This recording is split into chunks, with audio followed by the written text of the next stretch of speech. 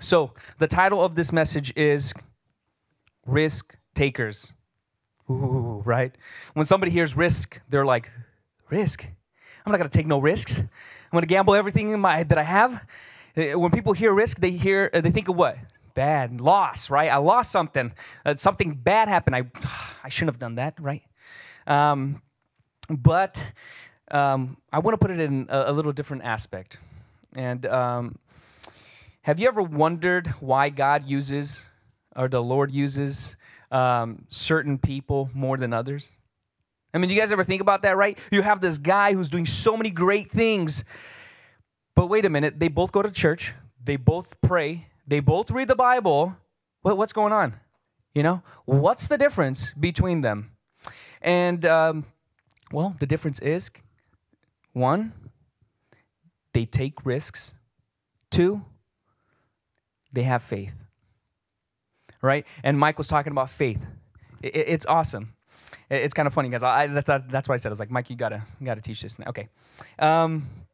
So before I jump in, I kind of want to explain what is risk. And I kind of did a definition, and it says, the dictionary says, a situation involving exposure to danger, the possibility that something unpleasant or unwelcome will happen. So when people think about risk, they think that something bad's going to happen.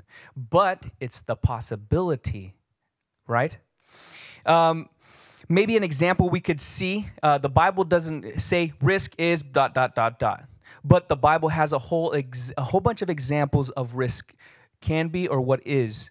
And there are stories which I will explain later. But if you look at Proverbs 3:5, it says, trust in the Lord with all your heart and do not lean on your own understanding. So what I'm doing is I'm taking a risk to trust the Lord. Mind you, he's invisible. I'm trusting him, and I'm not gonna listen to what I believe and what I think per se, because I'm a human. I'm a sinner. So that's risk. So it's the possibility of something bad or something wrong happening, right? But yeah. So then there's faith. What is faith? Well, it says complete trust or confidence in someone or something. But the Bible says, the good thing about the Bible, it says it clearly in Hebrews 11:1. Now faith is the assurance of things hoped for, the conviction of things not seen. Simply put, trusting in something you cannot explicitly prove. So what do these things have in common in our Christian walk? And what I put here is said risk without risk there is no faith. And what do I mean by that? Well, where there is no risk, there is no faith. Where there is no risk, yet again, there's no faith. I'm like repeating myself.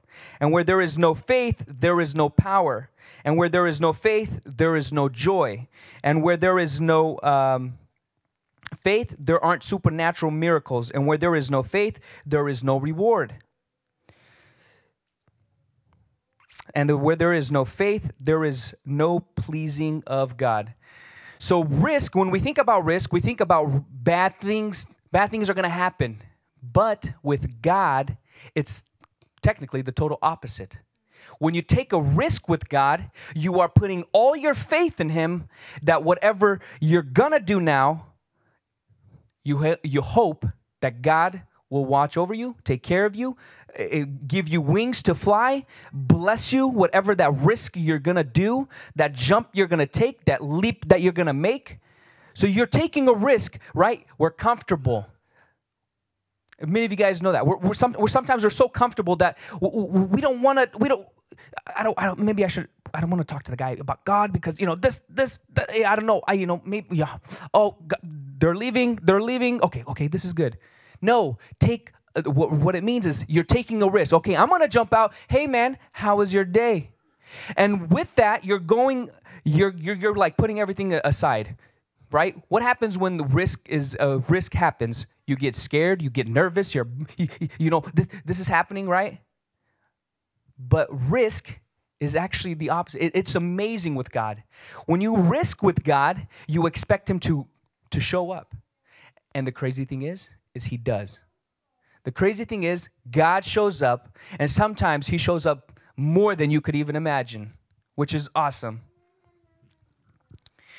So what are some risk takers in the Bible that we see that had faith involved? So who were some of the people? I want us to look at the Old Testament, and I want us to look at the New Testament. In the Old Testament, I mean, these are just, you guys know all of these people. Moses, right? Moses, he was like an Egyptian goddess. You know what I mean? He was up there. He was high. He was next to Pharaoh. He was one of the sons. He built, he made, he created, he led. He was like the guy you wanted to be in Egypt, right? You got slaves underneath you. Hey, get rid of that guy, right? He was the man. But then, of course, you guys all know the story. He realizes, wait a minute, I'm a Jew. This is what's happened. Wait, I'm not going to, this is not where my heritage is. This, And so God reveals this to him. He leaves Egypt. He gets kicked out of Egypt. And then he takes a risk. He takes a risk, a leap of faith that, hey, I'm going to actually go back to the place that everybody wants to kill me, right?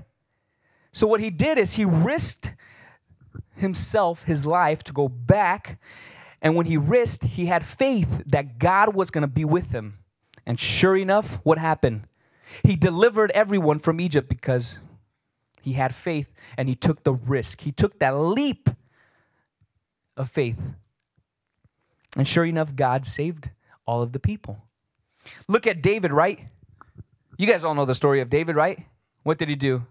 He killed the Goliath. He killed Goliath.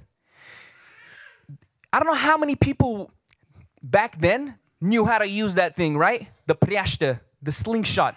Everybody knew how to use a slingshot. I'm pretty sure when you were a child, that was the first thing you learned, how to kill a rabbit to collect your, prey, to get your food, right?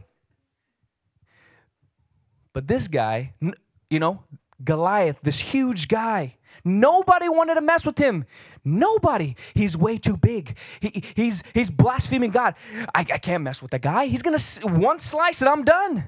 And I'm out of here.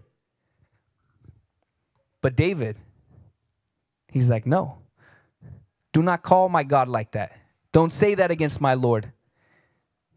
Don't blaspheme against my God. And what did he do?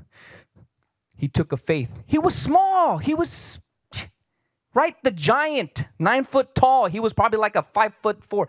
I don't know. I don't know the statistics, the exact amount. But imagine one of us, and this guy is like to the ceiling up here, and you're just like, all right, I'm going to fight you. You're going to die, right? Imagine that. But it happened. He took a risk. He's like, I ain't going to let you talk about my God like that. I'm going to stand firm, and I'm going to move forward, and I'm going to have faith that God is going to bless me, and God is going to use me, and God is going to help me destroy that giant. And sure enough, you know what happened. He died. Let's look at Abraham. You guys all know Abraham, right? He was a wealthy man. He had everything. He had land. He had cattle. He had people underneath him. He had pretty much, he was like a king in his area, right? But God's like, hey, I need you to move, right? What? Man, I'm stable. I got my finances in order. I got my sheep. I got my goats. I got my families. I got everybody here. And you want me to go there? Oh. Imagine you guys right now, and you guys have $1 million, but God's like, get rid of that. You guys are gonna go somewhere else. Just go donate that to the church or donate that to somebody, and just leave it all behind. You'd be like, I just made $1 million, man, right? But God's like, no, I have something even better for you. And so Abraham took the risk. He jumped.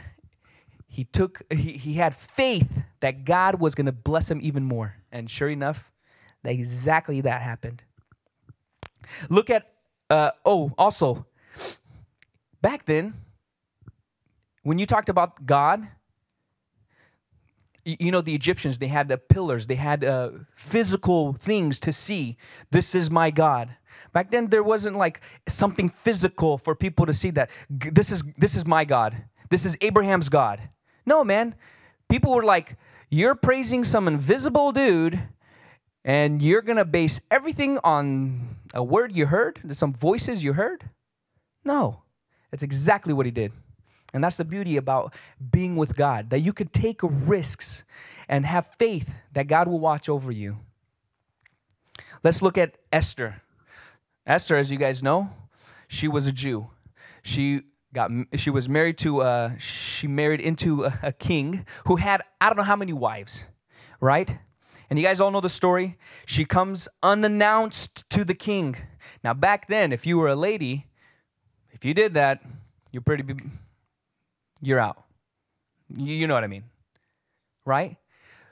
But Esther, having the Lord in her, same with Abraham, same with David, and same with Moses. They all had the Lord in them. They heard his voice all the time. And in the same way, Esther, I'm going to take a leap of faith. I'm going to take a risk to save my people. And sure enough, she was able to save her people. It's crazy, right? Old Testament. That was in the past, man. That happened back then. Okay, well, let's look at the New Testament, right? You guys all know Peter. Right? Peter was the fisherman. Jesus comes up to him, hey, drop that, come with me.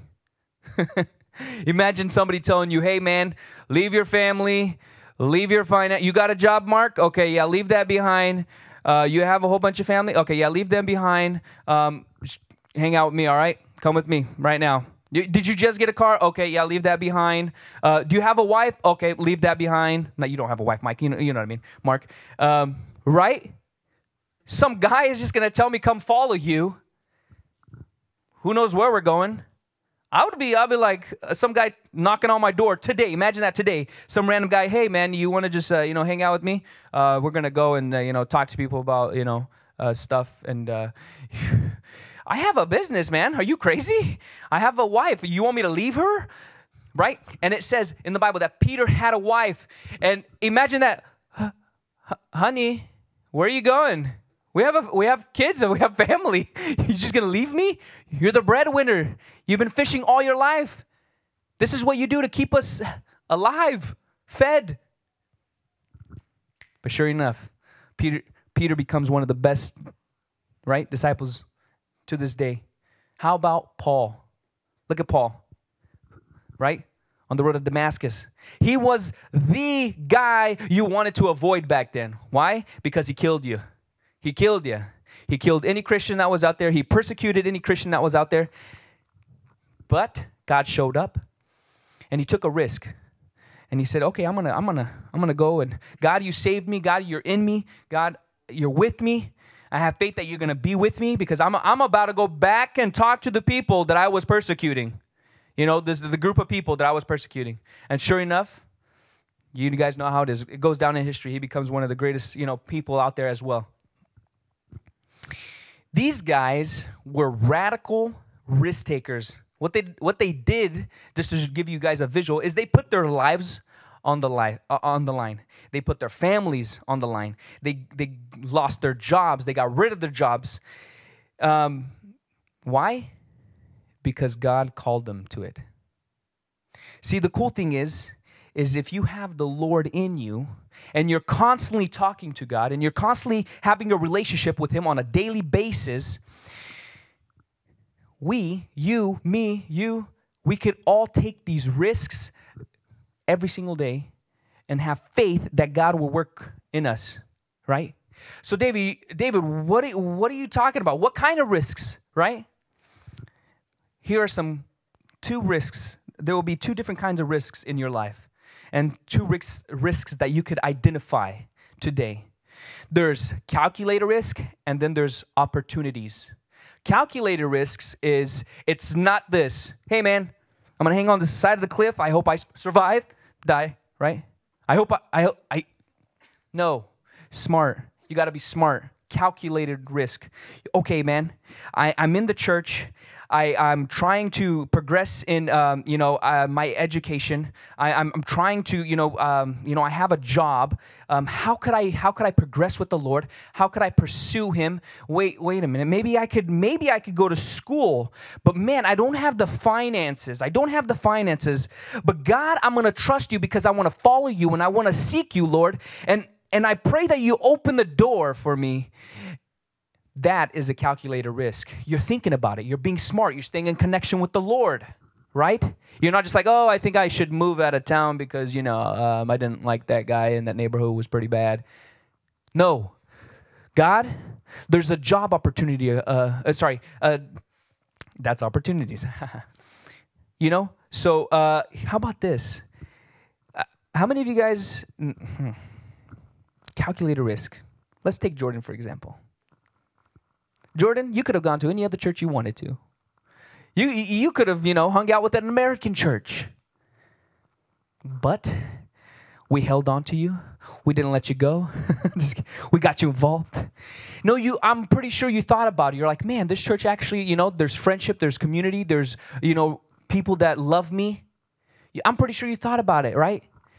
Of course I want to join this church. Man, look at these awesome youth. And man, Jordan, you have been amazing in our church. And you've been involved and you have been doing so many great things. And I pray that God continues to bless you. A calculated risk. That's what calculated risk is. How about the other kind of risk? And that is opportunity, right? There's going to be some opportunities in your life that you can take. And as I mentioned, as Mike mentioned, was missions, as we mentioned, was jobs, businesses. There's so many opportunities out there that you can take a risk and go for it. Man, you guys are all so young. Now is the time to take a risk. Now is the time to fail. Now is the time to do it. Because when you get older, you're going to have kids. You're going to have responsibilities. Don't get me wrong. God is still great and still uses us over time. But now, you guys are so young. Man, go to school. Go to a different state. Go get your education elsewhere. You don't have to stay here. No, I'm not telling you to leave, but I'm saying there's so many great opportunities for you to take, right? There's a job that's going to happen next week. Jump on that. You might not feel confident enough about, I'm not educated. I'm not qualified. But we'll see. I want a job. I want money, but no. Get yourself educated in that area. Maybe read some books. I don't know. God knows. And then pursue it. Say, hey, man, okay, maybe I need to take some side courses at my college in order for me to get that job. So then I'm going to do that. And then I'm just going to pursue it. And I'm having faith that God is going to continue to walk with me. And I'm going to walk with Him. And we're going to continue in this connection. And hopefully, I get the job. And you don't know until you try. And you won't know until you take risks. Here's some opportunities in serving in the ministry, right?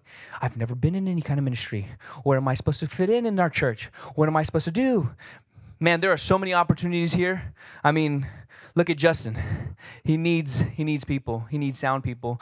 Right now, he's praying for one of you guys, and he's like, I hope somebody comes to me. And right now somebody's like, okay, maybe I'll try to, the sound team and see what happens. But this whole time Justin has been praying for you. And so all of a sudden you're like, oh my God, you've been praying for me? Okay, I'll try it out. Sure enough, you're really good at it. Okay. That's the guy Justin wants so he can take over his position. I'm just kidding. Justin's like, no. Ultimately, that's our job as youth leaders, as pastors, as sound teams. We want to get fired. It sounds bad, but that's our goal. I want someone young to replace me. I'm guessing Justin wants somebody else to replace him who's, probably even better at what we do. We want people to grow up. We want people to try things. We want people to take risks. I'm going to grain that in your mind. Take a risk and stay 7 minutes after 9:30.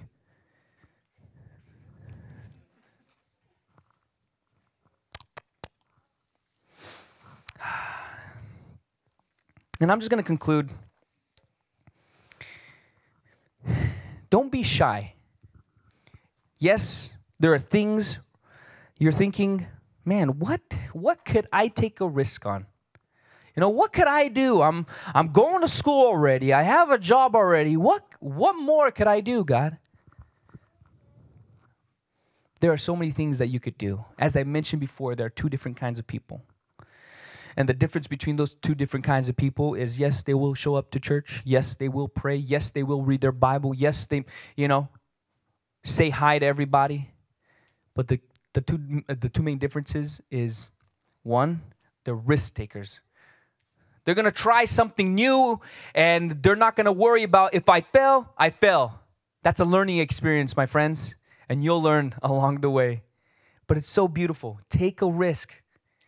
Mom and dad might not like it, but if you are listening to the Lord and He tells you to do something, I'd rather do that than to disappoint my parents or to disappoint my friends, right? God has so many great things for you guys in store for you guys. Take a risk. And there's no risk without faith. So I'm going to jump, but I'm going to have so much faith that God is going to watch over me. I'm going to have so much faith that He's going to take care of me. I'm going to have so much faith that I'm going to have finances for the next month to pay my bill, to pay my college degree. I am going to have faith. That's the difference between a guy who comes to church and does whatever, or a guy where the Lord uses him and you're wondering how and why is God using him? Well, because he's a risk taker. Because it has so much faith that he believes and knows that God will watch over him and take care of him and equip him and use him, because he wants a different life. He wants to change the world. So to end, look in your own lives and see where God is calling you to take a risk in your lives. It might not be the biggest thing. It might not be the greatest thing. It might be a small thing, man. It might be, hey, I'm gonna take a risk and I'm gonna apologize. My friend and I, we haven't been on good terms. My brother and I, we haven't been on good terms. I'm gonna take a risk. Man, I'm hanging out with the wrong crowd, but if I get out of there, they're gonna start laughing at me. They're gonna make fun of me at school. Take that. That's the risk you need to take. And trust the Lord that He's gonna, if He gets you out of that situation at school, there's a reason. And then, do you have that daily relationship with Christ where you hear His voice? If you don't, then you won't see the opportunities to where to take risks with God. If you're listening to God, He's going to present the opportunities, and you're going to be able to take the risks. So let's go ahead and stand. And I appreciate you taking the risk and staying 8 minutes over 9:30. Close. I'm excited for you guys to be here. 2018 is just starting. It's January. Don't let it pass you guys by a whole nother year without doing something in your guys' life. I know my wife and I have with our business. It's crazy. The new year has been definitely a new year for us because a lot has happened in our business. And we're taking risk and we're putting God in front. And we're like, God, I want you to lead. It's going to suck for a few months, but God, I want you to lead. So let's pray together and ask God to, if you're lacking in that, God, give me the strength to, that nudge. Help me, Lord. Let's pray.